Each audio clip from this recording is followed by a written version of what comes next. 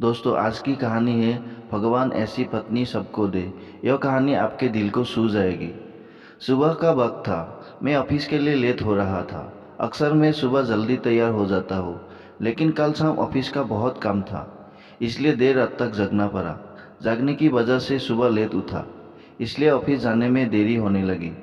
मैंने बाथरूम में घुसते हुए पत्नी को आवाज़ लगाई कि वह मेरे कपड़े तैयार रखे। मैंने बाथरूम में ज़्यादा समय नहीं लगाया और जल्दी से नहाने के बाद बाहर आ गया। मैंने अपने बिस्तर पर देखा तो वह कपड़े नदारद थे। मैंने गुस्से के स्वर में फिर से पत्नी को आवाज़ लगाई।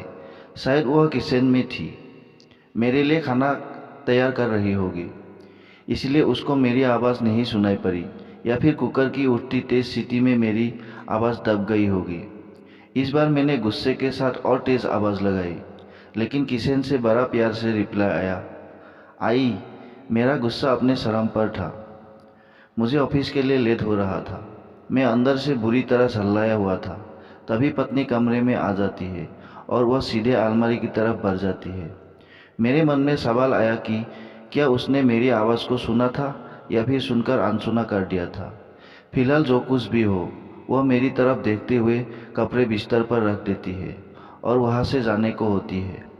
अचानक से वह वापिस आती है और मुझसे बोली, अगर मैं तुम्हें किसी के साथ डिनर व फिल्म देखने के लिए बाहर जाने को कहूँ तो तुम क्या कहोगे? उसके पूछने का अंदाज थोड़ा अलग था। मैं समझ नहीं पा रहा था कि आखिर वह किसकी बात कर रही है और क्यों। शायद मैं जवाब देने के लिए तैयार था। मैं बोला, मैं समझूंगा कि अब तुम मुझसे प्यार नहीं करती। शायद उसने गुस्से अथवा प्यार में मेरी तरफ देखा, लेकिन फिर अगले ही पल अपने होठों पर हल्की सी आती हुई मुस्कान को दाबते हुए बोली, मैं आपसे प्यार करती हूँ, लेकिन यह औरत भी आपसे बेपनाह प्यार करती है, शायद मुझसे भी ज़्यादा, और आपके साथ कुछ समय बिताना चाहती है। मुझे पत्नी के मुंह से इस सवाल की उम्मीद नहीं थी। मेरे मन में एक सेकंड में हजारों सवाल ऊपर नीचे होने लगे। आखिर किस औरत की बात कर रही है और किससे मिलवाना चाहती है? ऐसे हजारों सवालों के साथ मेरा मन मुझे घेर रहा था। आखिर मैंने पूछ ही लिया कि किसकी बात कर रही हो। पत्नी ने बिना कुछ बोले एक तस्वीर की तरफ इशारा कर दिया। वह तस्वीर मेरी माँ की थी, जो मुझसे दूर रहती थी, जिनसे कोई महीनों से मैं मिला नहीं था। शायद काम की वजह से मैंने उन्हें फ़ोन भी नहीं कर पाया।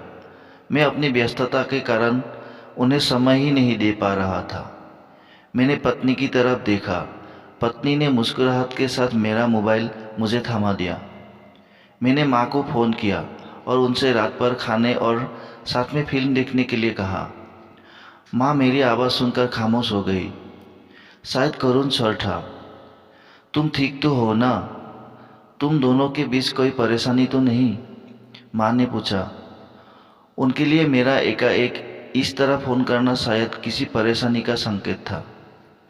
नहीं, कोई परेशानी नहीं। बस मैंने सोचा था कि आपके साथ बाहर जाना एक सुखद एहसास होगा। मैंने जवाब दिया और कहा, बस हम दोनों ही चलेंगे। उन्होंने इस बारे में एक पल के लिए सोचा और फिर कहा, ठीक है। शुक्रवार की शाम को जब मैं उनके घर पहुंचा तो वह मेरा इंतज़ार कर रही थी। मुझे देखकर उनका चेहरा खुशी से चमक उठा, जैसे बरसों से कोई दौलत अकस्मात उन्हें मिल गई हो। मैंने माँ के पैर छुए और उन्हें गाड़ी की तरफ ले जाने लगा।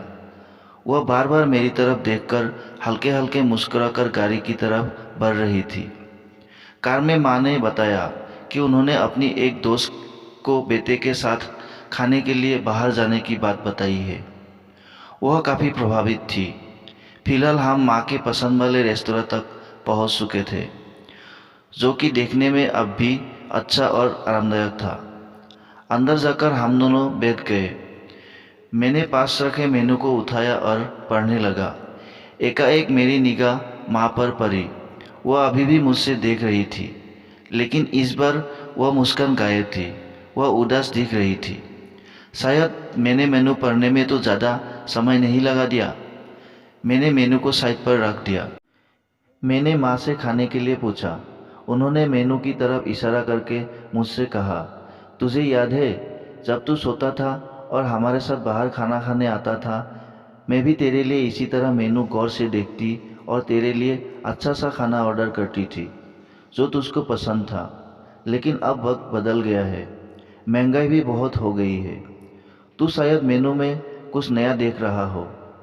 माँ का जवाब सुनकर मेरी आंखों में आंसू निकलने लगे थे, लेकिन मैंने खुद को संभाला और कहा, माँ इस बार मैं आपके लिए मेनू पढ़ना चाहता हूँ। इसके बाद मैंने एक बढ़िया सी डिश माँ के लिए ऑर्डर की। खाने के समय माँ ने मेरे बचपन से लेकर अब तक के कोई किस्से सुनाए। मुझे ऐसा लग रहा था मानो मैं वापिस बचपन में आ गया हूँ। मुझे उस समय इतनी खुशी हो रही थी मानो सारी कायनात इसके आगे फीकी हो। बातों ही बातों में समय का पता ही नहीं चला। मैं माँ के साथ थोड़ा और वक्त बिताना चाहता था, लेकिन अंधेरा हो चुका था और माँ को उन्हें खर्च और मुझे वापिस अपने घर भी जाना था। इन शब्दों का मतलब बाद में समझ आया, लेकिन फिलहाल मैं माँ को लेकर उनके घर पहुँच गया। अब वक्त था माँ से विदाई लेने का। माँ ने एक उम्मीद के साथ मेरी तरफ देखा और कहा कि अगली बार मैं उन्हें बिल का पेमेंट करने दूँ तो वो मेरे साथ दोबारा डिनर के लिए आना चाहेगी। मैंने मुस्कुराहट के साथ माँ से कहा, माँ जब आप चाहो और बिल पेमेंट कौन करता है इससे क्या फ़र्क पड़ता है। माँ ने मेरी तरफ देखा और मुस्कुराहट के साथ कहा कि फ़र्क पड़ता है और अगली बार बिल वही पे करेगी। इसके बाद मैंने माँ से विदाई ली और अपने घर की तरफ चल दिया। घर पहुंचकर देखा तो पत्नी मेरा इंतज़ार कर रही थी। उसने पूछा, कैसा रहा आज का दिन। बहुत बढ़िया, जैसा सोचा था उससे कहीं ज़्यादा बढ़िया, मैंने जवाब दिया। इसके कुछ दिनों बाद अचानक मुझे माँ के देहांत की सूचना मिली। उन्हें दिल का दौरा पड़ा था। यह इतना अचानक से हुआ कि मैं कुछ समझ नहीं पा रहा था। मैंने माँ के लिए कुछ भी तो नहीं किया था। मैं वापिस उनके साथ समय बिताना चाहता था, लेकिन अफसोस अपने व्यस्त समय की वजह से माँ के लिए समय नहीं निकल पाया। लेकिन अब पछताए होता क्या, जब माँ थी तब समय नहीं, और अब जब माँ नहीं है तो पछतावा और अफसोस। माँ की मौत के बाद मुझे एक लिफाफा मिला।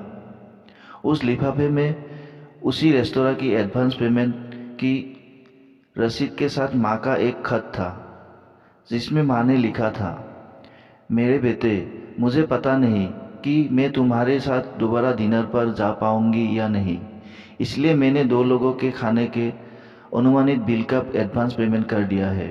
अगर मैं नहीं जा पाऊँ तो तुम अपनी पत्नी के साथ भोजन करने ज़रूर जाना। उस रात तुमने कहा था ना कि क्या फ़र्क पड़ता है।